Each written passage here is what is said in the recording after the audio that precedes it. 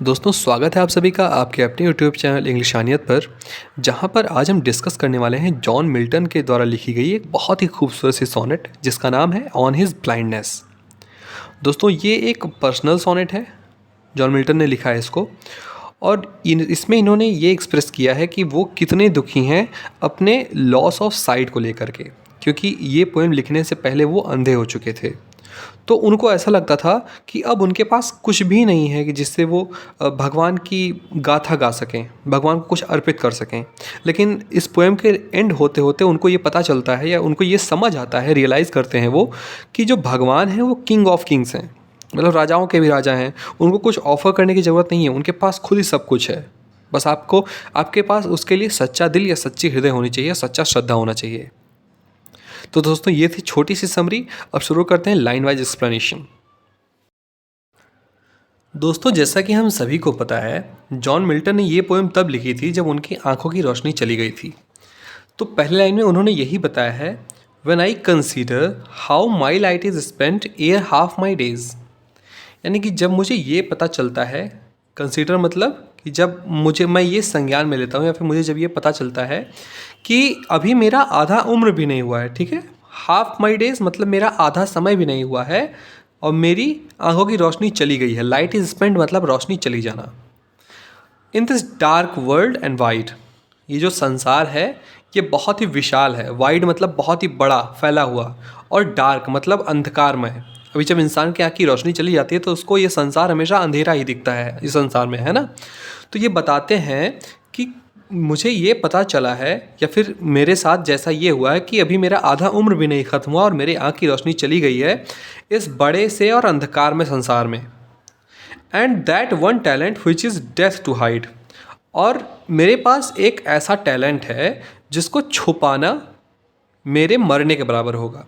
यानी कि लिखने का टैलेंट, क्योंकि ये पोएट हैं तो इन्होंने बहुत सारी पोएम्स लिखी हैं, तो इनके पास ये टैलेंट है पोएम लिखने का। तो ये यहाँ पे यही कहते हैं कि मेरा अभी आधा समय भी नहीं कंप्लीट हुआ है, मैं अभी आधे उम्र का भी नहीं हुआ हूँ, और इस बड़े से अंधेरे संसार में मेरी आँख की रोशनी चली गई है, और जो मेरा टैलेंट है लिखने का वो छुपाना लगभग मरने के ही बराबर होगा, क्योंकि अब ये अंधे हो गए तो लिख तो सकते नहीं हैं।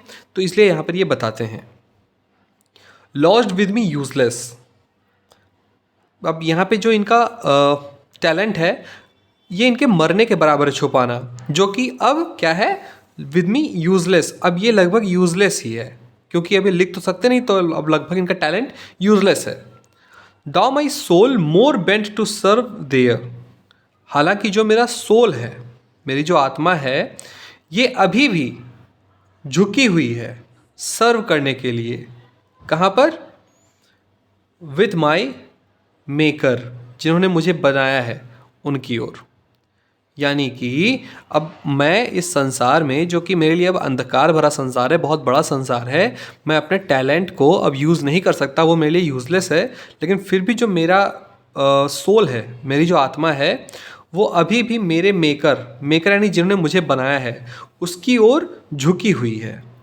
ठीक है, मतलब प्रभु की ओर, ईश्वर की ओर मेरा अभी भी जो आत्मा है, सोल है, वो झुका हुआ है। And present my true account, और वो क्या करता है, मेरे अंदर के सच्चे भावनाओं को उनकी तरफ प्रेजेंट करता है, उनको दर्शाता है। लिस्ट ही रिटर्निंग चाइल्ड। अब यहाँ पे लिस्ट का क्या मतलब है? लिस्ट मतलब होता है अवॉइड द रिस्क ऑफ, मतलब किसी भी रिस्क को अवॉइड करना, नज़रअंदाज करना। चाइल्ड का क्या मतलब है? चाइल्ड मतलब होता है डांटना, फटकारना। यानी कि मैं भगवान से डांट ना खाऊं, फटकारा ना जाऊं, इस रिस्क को अवॉइड करने के लिए जो मेरा सोल है वो अभी भी बेंट है भगवान की ओर, और उन्हें सच्ची श्रद्धा प्रेजेंट करता है, देता है। ठीक है, अब आगे बात करते हैं और कहते हैं, बहुत ही पोलाइटली पूछते हैं, doth God exact day labour light denied? I fondly ask. Fondly मतलब होता है बहुत ही पोलाइट वे में, बहुत ही अच्छे से ये पूछते हैं, doth God exact day labour light denied? अब यहाँ पे लाइट डिनाइड का क्या मतलब है? लाइट डिनाइड का मतलब है जिन्होंने या फिर जिनके साथ लाइट ने, प्रकाश ने रहना मना कर दिया हो, यानी कि जिनका जीवन अंधकारमय हो गया हो। अब जीवन अंधकारमय होने का क्या मतलब है? जिनकी आँख की रोशनी चली गई हो। तो यहाँ पे यही पूछते हैं, doth God exact day labour, कि जो भगवान है वो अभी भी आशा करते हैं दिन भर काम करने का जिनकी आँख की रोशनी चली गई है। आई फॉन्डली आस्क, मैं ये बहुत ही पोलाइट वे में अच्छे से पूछता हूँ। आगे उन्होंने कहा है, माफ़ कीजिएगा, आगे उन्होंने कहा है but patience to prevent that murmur soon replies, लेकिन जो पेशेंस है, जो मेरे अंदर का पेशेंस है, उसने इस मर्मरिंग का, इस अंदर जो बुदबुदाने की मेरी आवाज़ थी उसको बचाते हुए जल्द ही रिप्लाई करता है, God doth not need either man's work और हिज ओन गिफ्ट। जो भगवान है वो डथ का क्या मतलब है, डज, पहले डज को ही कहते थे, ठीक है। तो गॉड डज नॉट नीड, भगवान को कोई ज़रूरत नहीं है, इधर मैंस वर्क, किसी भी आदमी के काम की, और हिज ओन गिफ्ट्स, या फिर उसके खुद के उपहारों की। Who best bear his mind yoke, they serve him best. अब माइल्ड योग का क्या मतलब है, यहाँ पर एक हिसाब से कहना है कि जो अपने दायित्व का भार अच्छे से उठाता है। यहाँ पे योग क्या होता है, एक रस्सी होती है जो बैलों के नाक में नथ के उनके मुंह पे ऐसे बांधा जाता है जिससे बैलों को कंट्रोल किया जा सके। तो यहाँ पे वो रस्सी नहीं, उसका मतलब है यहाँ पे दायित्व का भार उठाना। तो यहाँ पे पोएट कहते हैं कि जो अपने दायित्वों का भार सही से उठाता है वही उनको सही से सर्व कर रहा है। हिज स्टेट इज़ किंगली, उनका जो स्टेट है, उनका जो राज्य है वो बहुत ही विशालकाय है, बहुत ही राजसी है। Thousands at his biting speed and post over land and ocean without rest, उनके लिए जो हज़ारों लोग हैं जो बीटिंग स्पीड, बहुत ही तेज़ गति से, post over land and ocean without rest, बिना ही रेस्ट किए लैंड यानी ज़मीन पर और ओशन यानी समुद्र में भी काम करते रहते हैं।